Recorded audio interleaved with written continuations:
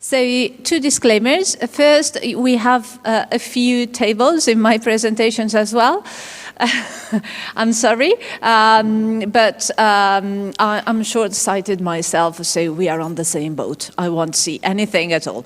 And second disclaimer, that I'm presenting the findings of a large, a collective effort, and so I will mention some of the people who have been working on these findings as well. In her introduction, Lynn already explained why a key focus on digital skills and vulnerabilities, and specifically what we aim to do is to understand whether digital skills actually improve or undermine the well-being of children who are vulnerable or disadvantaged, and whether they equally benefit from digital skills or they need particularly targeted policy and practice interventions. And the reason why we had a clear focus on vulnerabilities since the beginning, since the design of the project, is that we learned from 20 years of research on children's online risks and opportunities that actually online and offline vulnerabilities goes hand in hand. So those who are vulnerable online are really children and young people who are vulnerable offline for a number of reasons. And these are the grounds of vulnerabilities that we identified in survey data, and we also explored with the qualitative research, as we will see. As I'll quickly go through these, as Lane already explained them: socioeconomic inequalities, health disparities, and academic performance, inequalities in academic performance. And how did we study vulnerabilities in the ySKILLS project? So within Work Package 2, we did a secondary analysis of EU Kids Online data. We have a focus on vulnerabilities in the analysis of the ySKILLS longitudinal survey. And then in Work Package 6, we addressed a few groups of vulnerable young people, including refugee children, as Miria will present, children with experiencing mental health, internet-related difficulties, as Maria will present next, but also children from lower socioeconomic status in relation to their programming skills, as I will briefly present later. So just very briefly, the analysis that I did with David Smile, Davide Cino, and Jakub Mizuska, based on the EU Kids Online data collected in 2018, show that while vulnerabilities are, and perceived discrimination is not itself a predictor of lower digital skills. However, it affects the relationship between other antecedents of digital skills and the achievement of digital skills, namely the relationship between age, gender, preference for online social interaction, and self-efficacy. So as you cannot see from the table, but anyway, the relevance of age, preference of for online social interactions, and self-efficacy are less beneficial for children who reported self-perceived discrimination. The only, which means that being older, using more the internet for communication, and having more self-efficacy matter less in terms of digital skills acquisition for children who reported being discriminated against. The only difference is gender. So being a girl who perceived being discriminated clearly undermines their digital skills acquisition. So we have an intersectional vulnerability in this case. The longitudinal survey, so we have seen from Natalia's and Anka's presentation before how we had modest for some variables, but still an improvement in digital skills over time within the young people we interviewed in the 3 waves. And what happens with children who are vulnerable? We found that actually vulnerability is linked with many areas of digital participation, especially it means greater exposure to online risks, greater content creation skills, but higher frequency of digital activities. But if we examine what happens over time, we find that children who come from a lower socioeconomic background, those who score lower on reported self-efficacy and lower on psychological well-being, especially expressed in terms of life satisfaction, showed some improvement in digital skills, but those who reported lower academic achievement, lower health, self-reported physical health, sorry, there's a typo there, and it was being discriminated against, shows negative trends. And I'll show you very, very briefly, because I wonder you cannot see, but if you see, for example, academic achievement, children scoring lower on academic achievement reported a decrease in technical operational programming and information navigation skills, which are already quite low. Self-reported health is associated with a decrease in programming skills and communication skills. Perceived discrimination is the worst in this case, so it's associated with lowest programming, information navigation, communication, content creation skills, and also lower digital knowledge reported in wave 3, and also with less digital activities overall.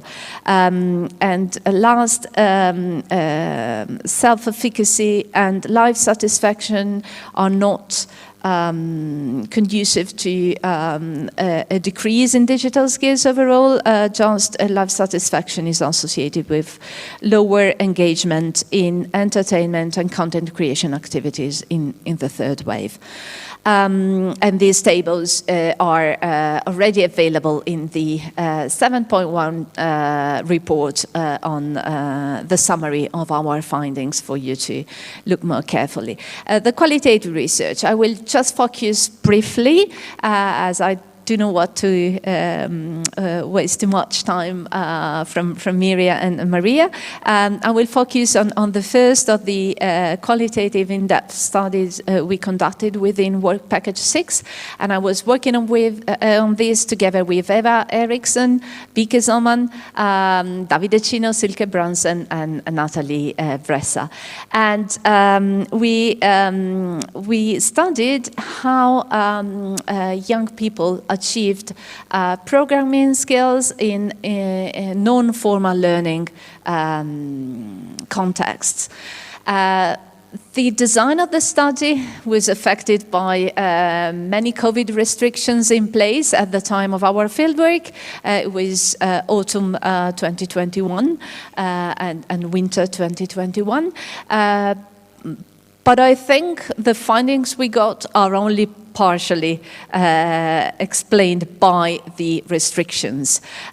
So we did 16 observations of programming and robotics workshops in 3 countries, Belgium, Denmark, and Italy. We interviewed the moderators and the organizers of these activities, and we did co-design workshops with children and or educators focused on policy issues in Belgium, on the teaching style in Italy, and in Denmark, especially on the creation of a new tool to promote programming skills among young people. So one key finding is actually something that Lynn already anticipated, so that one-fits-all solutions do not work. Even though we were not really able to do what we had planned in the ySKILLS design, so to to observe and interview people from programming workshops held in public libraries. We only had one library in Italy, actually, because of COVID restrictions. All the workshops we observed were free, open access, and they also provided additional hardware to children who didn't come with their own computers. So virtually, they are inclusive. But in practice, they are not. We learned that children who attend these workshops tend to be younger. So primary school children rather than grown-ups. They are middle class or upper middle class. They tend to be less diverse, even when the workshops were held in disadvantaged areas and aimed specifically at more disadvantaged children, like children from lower socioeconomic status and children from migrant background. And especially we found that there are two main barriers to digital skills learning in these non-formal contexts.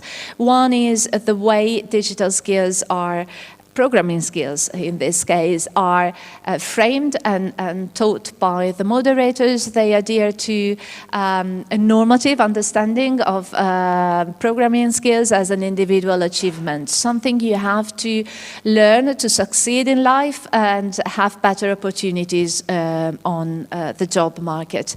And the second is that especially children from more disadvantaged backgrounds perceive these kind of activities as completely disconnected from their own life, their experiences, their interests, and so feel excluded, even though the moderators definitely don't want to exclude them. The workshops showed findings, consistent findings, and we tried, for example, to experiment with peer-led mentoring activities, and this was very inclusive because it showed how children are actually engaged when the learning process is more child-centered, and when digital skills were framed as something to achieve socially, so not just an individual performance to demonstrate how good you are at achieving a certain task, but also something that you enjoy doing together with your friends. So more also leisure and socially oriented. And also another key barrier was the way these tools are normally designed, and this is where Eva's team provided a great contribution, because they designed a software that helps the moderators encourage more collaboration between children. And again, one recommendation that came from, and I'll skip to the recommendation that came from the co-design activities in Belgium especially, is that we would like policymakers and practitioners to hear the voices of children, to hear children's voices more and incorporate children's voices in the design of these experiences. I think I'm almost run out of my time, so I'll stop here. The report, oh no, I won't. There's a last slide. So we have a report for the non-formal learning practices already, but we also have an interactive report on vulnerabilities and digital skills. And I'd like to thank Rita Brito for beautifully bringing all research together. Thank you.